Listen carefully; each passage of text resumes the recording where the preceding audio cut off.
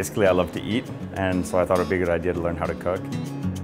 Learning to cook quickly turned into mastering the craft. Paul Moran went from high school cooking competitions in the Okanagan to working in world-renowned restaurants in just a few years.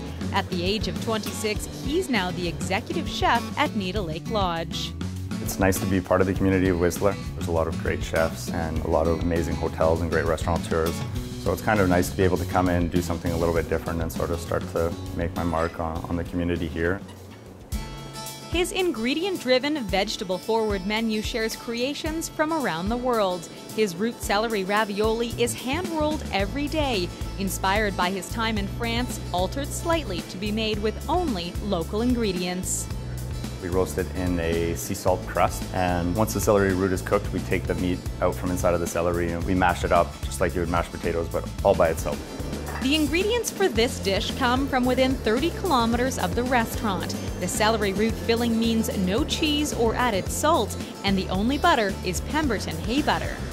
I burn it and pour over a classic beurre blanc, infuse it into the burnt hay for a few minutes, strain it off, and you get something that looks almost like a vanilla pastry cream with little black speckles in it, and it's got a hazelnut smoky flavor to it, which complements the celery quite well.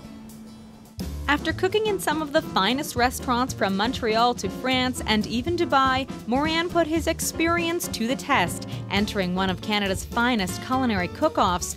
A taste for competition, he was crowned the winner of the 2013 Hawksworth Young Chef Scholarship. The best part of it for me was having a chance to cook alongside some of the top young chefs in Canada and then be judged by some of the top restaurateurs in the country.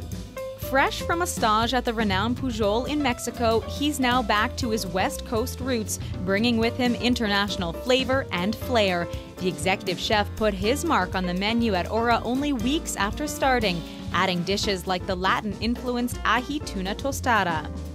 The flavor is quite unique. There is a touch of soy sauce in the dressing, there's lime, the smokiness of the chipotle. So very complex flavors, but at the same time very subtle.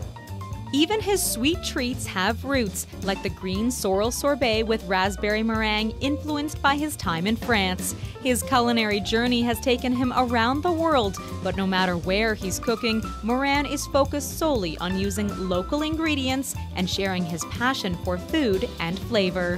What I love about now is sort of passing along the information and recipes and things that I've picked up over the years to younger cooks that I have in the kitchen, to older cooks that I have in the kitchen, just sort of sharing my ideas and recipes and my inspiration for what I'd like to do here at Nita Lake.